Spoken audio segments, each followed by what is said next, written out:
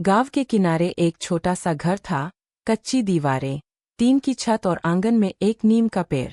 उसी घर में रामदास और सीता अपने दो बच्चों नागेंद्र और अंजू के साथ रहते थे। घर गरीब जरूर था, लेकिन उस घर में प्यार की कमी नहीं थी। सुबह होते ही मुर्गे की आवाज, चूल्हे का धुआं और माँ की पुकार से दिन शुरू होता था।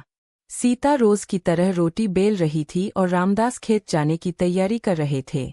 नागेंद्र पानी भरकर लाया और अंजू किताब लेकर बैठी थी, पर उसकी नज़र बार बार माँ के हाथों पर जा रही थी। आटा कम था। सीता ने मुस्कुराकर कहा, चिंता मत करो, पढ़ाई करोगे तो एक दिन सब ठीक होगा। नागेंद्र ने उसी समय मन में ठान लिया कि चाहे जितनी परेशानी आए, पढ़ाई नहीं छोड़ेगा। दोनों भाई बहन रोज पैदल स्कूल जाते थे।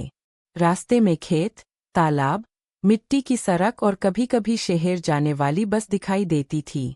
अंजू हर बस को देखती और कहती, भैया, एक दिन हम भी शहर पढ़ने जाएंगे। नागेंद्र हंस देता, पर अंदर से वह भी यही सपना देखता था। स्कूल बड़ा नहीं था, लेकिन वहाँ एक अच्छे दिल वाले मास्टर जी थे। एक दिन क्लास में सवाल पूछा गया और पूरे कमरे में सन्नाटा छा गया।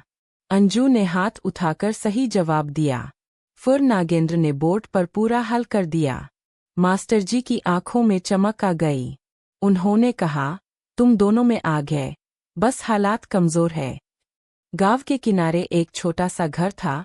कच्ची दीवारें, टीन की छत और आंगन में एक नीम का पेड़। उसी घर में रामदास और सीता अपने दो बच्चों नागेंद्र और अंजू के साथ रहते थे।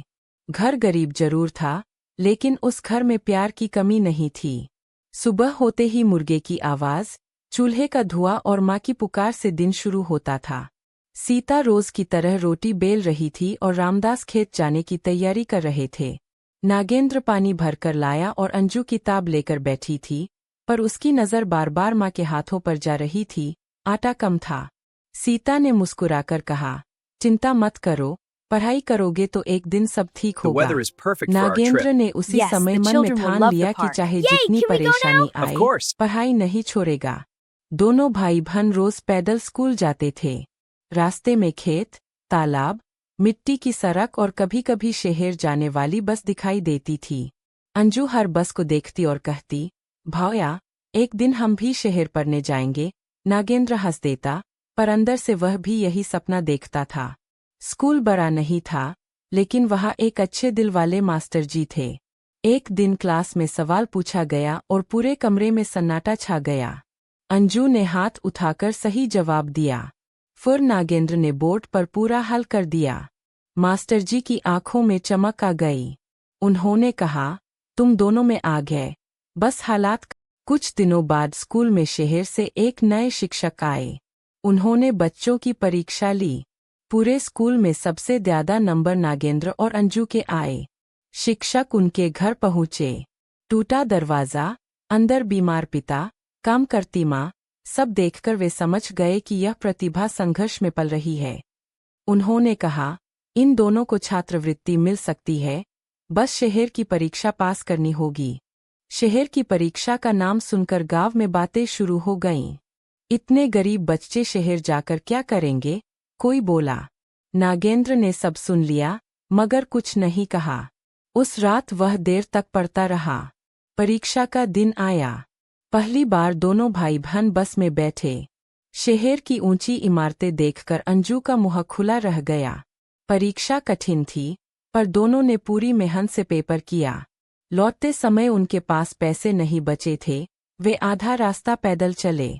कुछ हफ्तों बाद रिजल्ट आया, दोनों चयनित। छात्रवृत्ति मंजूर। घर में पहली बार खुशी का त्योहार जैसा माहौल था। मगर खुशी ज्यादा दिन नहीं टिकी। शहर में पढ़ाई का मतलब था घर से दूर रहना। सीता रो पड़ी। रामदास ने कांपते हाथ से नागेंद्र का कंधा पकड़ा। बेटा, जाना पड़ेगा। दोनों चयनित। छात्रवृत्ति मंजूर। घर में पहली बार खुशी का त्योहार जैसा माहौल था। मगर खुशी ज्यादा दिन नहीं टिकी। शहर में पढ़ाई का मतलब था घर से दूर रहना। सीता रो पड़ी। रामदास ने कांपते हाथ से नागेंद्र का कंधा पकड़ा। बेटा, जाना पड़ेगा। शहर का जीवन आसान नहीं था। छोटा कमरा, ज्यादा पढ़ाई, कम खाना, नए लोग। कई बार नागेंद्र मजदूरी भी करता ताकि खर्च निकल सके। अंजू को शुरू में डर लगता था, मगर वह पढ़ाई में और तेज निकली। एक दिन अंजू बीमार पड़ गई। फीस भरने और दवा खरीदने के बीच चुनाव करना था। नागेंद्र ने अपनी प्रतियोगिता की तैयारी छोड़कर काम किया और दवा खरीदी। उसने कहा, सपना बाद में भी पूरा होगा, तू पहले ठीक हो जा। समय बीतता गया। दोनों ने स्कूल टॉप किया। फिर कॉलेज, फिर बड़ी परीक्षा। नागेंद्र ने इंजीनियरिंग में जगह बनाई और अंजू ने शिक्षण की पढ़ाई चुनी। दीक्षांत समारोह के दिन जब मंच पर उनके नाम पुकारे गए, तो भीड़ में पीछे खड़े रामदास और सीता रो रहे थे। उनके फटे कपड़े थे, पर सीना गर्व से भरा था। सालों बाद दोनों गांव लौटे, इस बार बस से नहीं, अपनी गाड़ी से। नागेंद्र ने गांव में मजबूत घर बनवाया, पानी की टंकी लगवाई, सोलर लाइट लगवाई। अंजू ने स्कूल खोला, मुफ्त किताबें, मुफ्त पढ़ाई। वही बच्चे जो कभी हंसते थे, अब अपने बच्चों का एडमिशन कराने लाइन में खड़े थे। उद्घाटन के दिन अंजू ने कहा, गरीबी गलती नहीं होती, हार मान लेना गलती होती है। नागेंद्र ने पिता का हाथ पकड़कर फीता कटवाया। नीम के पेड़ के नीचे